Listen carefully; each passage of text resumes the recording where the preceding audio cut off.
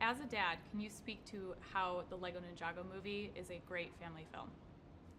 Well, speaking from a father's point of view, the reason I think this is such a family film is because I've watched every single episode. Well, the first two seasons like religiously with my kid, and you know how kids are like they sometimes watch a single episode like 10 times, and also like not only that, but like we actually bought and have like most of the Ninjago world, and it's a great father and son time, so that I could just build Legos with the guy, and it's there's something to be said about just doing something, quietly with your kid for like 3 hours, and but this also is like a father-son story. There's Lord Garmadon, who just happens to be an evil guy, and then Lloyd or Lloyd, however you want to call it. He's with the good side, and then they clash in the. So I mean, talk about problems. That's the movie's basically like a father and son story. Once you got the role, how did your kids react? He didn't believe me. When I got the role, my son at first didn't believe me. He called me a liar a couple times, and I said, "You don't say that." And I no. Then he told his friends, and his friends didn't believe me. And then when he saw the trailer, he's like, "Where are you in it, Dad?" And then now that this is happening, I think he believes me more. How do you prepare differently for a voiceover role than the typical role? Well, the preparation for like a voice role is it's kind of weird because normally like when you do a movie, the director's there to tell you if you're good or bad.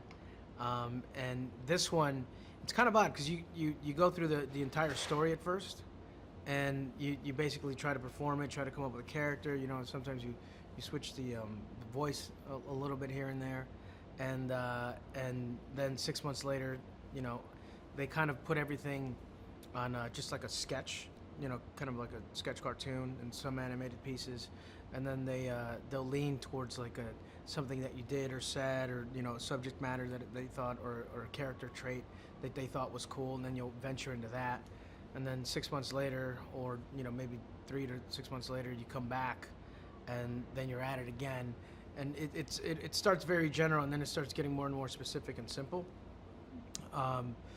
and you just have to go in there and try your best. I mean, basically, like, I don't even know what I'm going to do. Sometimes I don't even get fed the script until, I get on set or into the booth. Your character Kai, his element is fire. Can you elaborate how his element fit in with the other ninjas? Well, it's based on the elements of earth, and then also Zane is able to freeze. But the way that my guy fits in is that, he's one of the element of fire, which is pretty important. There's water and earth, like earth, wind, and fire. You know what I'm saying? And of course, there's not. I mean, when it comes to fire, it's kind of self-explanatory. Like you burn stuff. So you always need a guy that like to burn stuff. Did you try to? Did I try to be method actor? Method actor?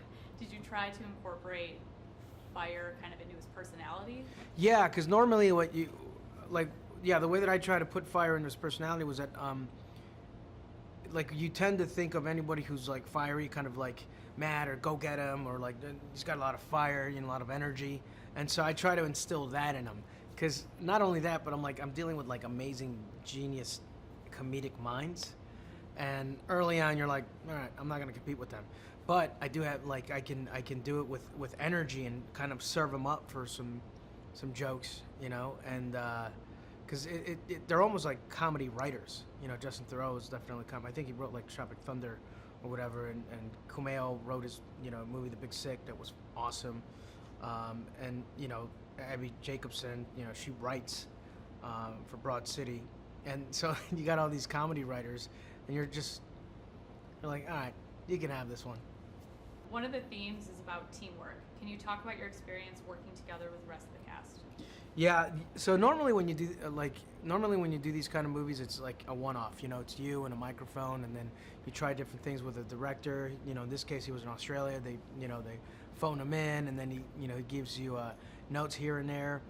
And then this one, we had one session where you had like all these actors facing each other in a circle with booms, and everybody's set. They had cameras or whatnot, and it literally was the Improv Olympics, where it's like I was a kid, and they were like playing double dutch or whatever you call it, and I'm just waiting to go in, but it's going so fast, and then there's some kid that comes in and just starts clapping, doing all this fancy stuff. That was them, because that's their world.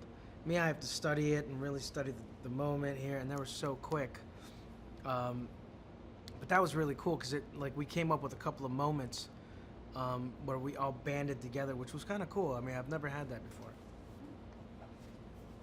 What role has Lego played for you growing up, and do you feel that this has been carried on to your children? Well, the thing is that I grew up really poor, so what's cool is that you can buy a couple Legos, here and there, and really stack them up, and they all work together. So you can, you don't have to have a whole bunch of cash in order for you to build new stuff. If you get, one little packet in with like 50 pieces, even if they were generic pieces, you're like, ooh, you can add on to it. And me and my brother, we did a lot of that growing up. And then now, the Lego pieces are they're crazy. Like it's unbelievable. My son, we almost have an entire room dedicated to Lego. I'm not lying. Like, this guy is like crazy about it. So I didn't even try to pass it on. It's like it's passed on its own. How did you get into character? Were there any improv lines, or how did you make it your own? I try to make it my own. Well, this part, how I try to make it my own, was like to try to put in my viewpoints of what I really think, how I think, about something.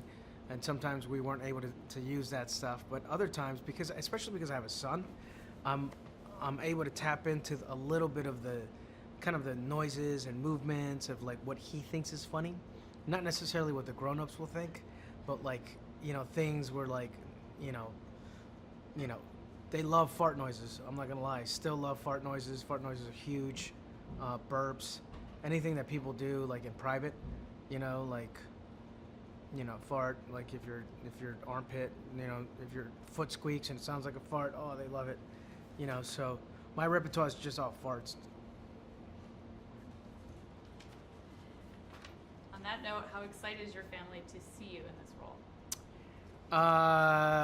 My family, I'll tell you what, my son is very excited to see me in this. And I just kind of want to see it. Of course I want to see it to see what it is, but I'm sure that a lot of parents will agree with me that they like seeing their kids' reactions, as well as like seeing with them, like at the corner of your eye, like seeing, the joy of a kid watching a spectacle, and that somebody worked really hard to entertain them. I think that's what these Ninjago movies really do. Because my kid was really laughing on the first one and Batman one. And I pray that he laughs on this one as well. If you could be a ninja in real life, what would you want your secret power to be? See, that's an interesting question, because if I was a real ninja in real life, and somebody asked me what would you want your power to be, I wouldn't tell them, because then that wouldn't be ninja, would it? It's true. Ninjas are secretive, you know what I mean? But I would control time.